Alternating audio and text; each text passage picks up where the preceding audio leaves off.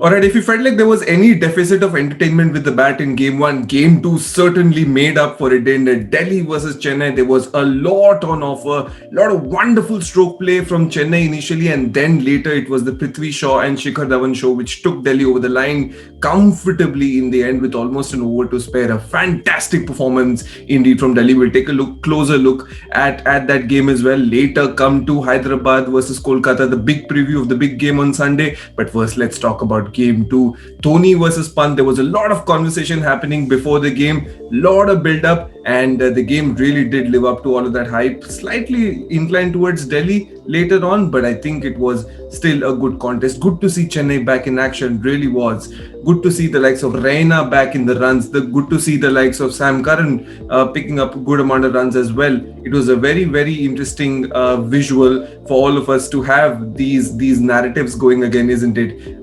But at the end of the day, Delhi did come out on top. Rishabh Pant did win the toss, elect to bowl first, as one should in Bombay. Obviously, it offers a little bit early on for the bowlers, and that is something that Delhi wanted to exploit. And once you oversee that initial period where the ball does a little bit of movement, batting becomes a little bit easier, and that is exactly what happened. The likes of Vokes and Avish Khan really did look very impressive at the beginning, got a couple of early breakthroughs as well. Rutraj Gaikwad, Faf du Plessis went back to the pavilion, but then later it was the Raina show. He really came in and consolidated, took the attack to the likes of Ashwin and Amit Mishra as well, really attacked Delhi spinners and put Delhi on the back foot right away. And I think good attacking display from Chennai in those middle overs. I think that is something that they were very cautious about last time as well. In the 2020 edition of the IPL, Chennai were a little suspect when it comes to acceleration in the middle overs. They did not want to let the momentum drop this time, and that was very visible from the changes in the batting lineup as well that MS Dhoni introduced. He gave promotion to the likes of Jadeja. Sam Curran also came in, early up in the batting order. MS Dhoni made a brief appearance, of course. Something that fans would be a little disappointed by was that this was MS's first duck in T20 cricket since 2015 in T20 cricket. So that is something that MS fans and CSK fans would want to forget. But overall, CSK did well to get to 188 odd. I think at the end of the day, they were just a few runs short on this Mumbai surface. But at the end of the day, from where they were after losing a couple of wickets early on to getting to almost 190 was a valiant effort. But then they looked absolutely toothless with the ball, and the likes of Shikhar Dhawan and Prithvi Shaw really took the attack to Chennai. Initially were a little cautious. They did ensure that they kept their wickets intact, but then later, once that Shardul Thakur overcame, Prithvi Shaw really exploded and took the attack to Chennai. Shikhar Dhawan initially was trying to play second fiddle, but he could not help himself, could he? The surface was really conducive to stroke play. The ball was coming on nicely onto the bat. Stroke making became easier as the night went on, and I think Delhi absolutely made merry.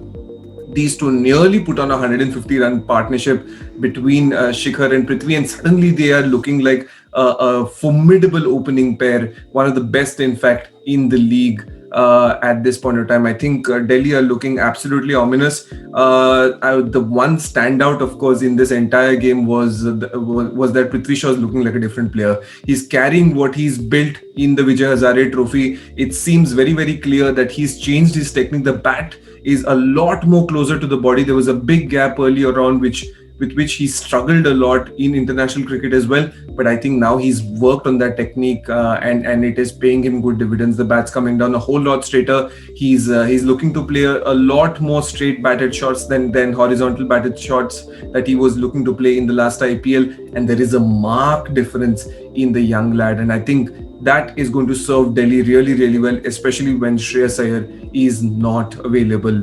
A couple of things for Chennai, of course. I think the number one thing is that they lack pace. They did not have a single bowler that could bowl in and around the 140 mark. And I think someone like a Jason Behrendorff or a Lungi Ngidi will look to probably be brought into the team, especially given the fact that they're going to be playing a few games in Mumbai, and that's going to be very, very important for Chennai. So a bit of thinking to do for Dhoni and Chennai. They have to bounce back quick. Remember, they're playing a lot of games in Mumbai, and they have to win as many as they can to ensure that they begin well.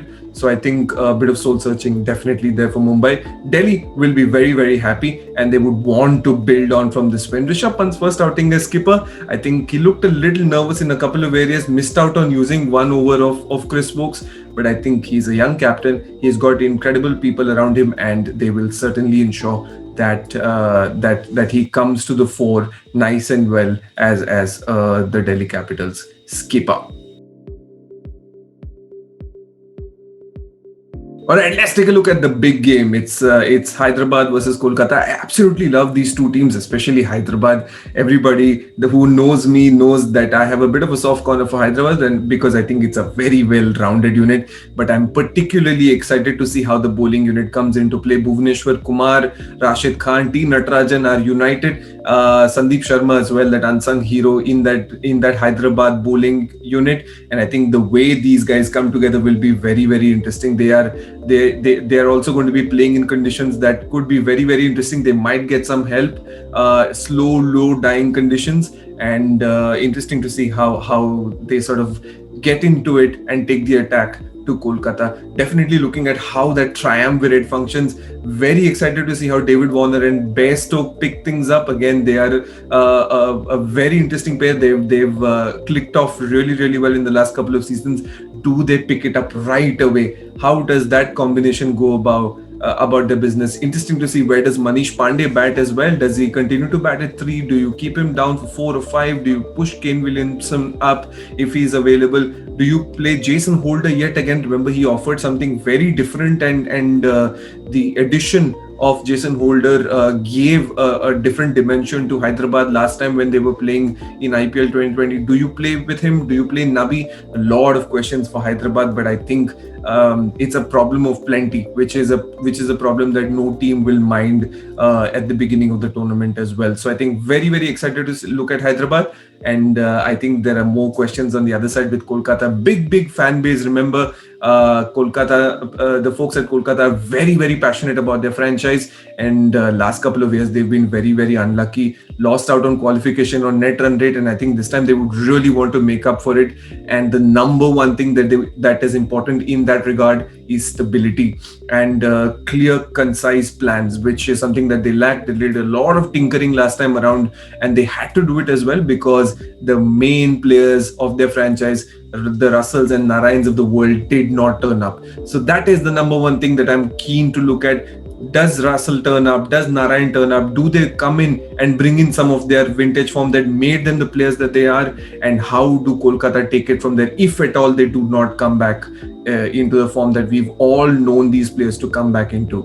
The other very, very attractive proposition is the return of Shakib Al Hasan in the purple and gold. How does Shakib fit into all of this? Does he come in as a like-for-like replacement for Narayan?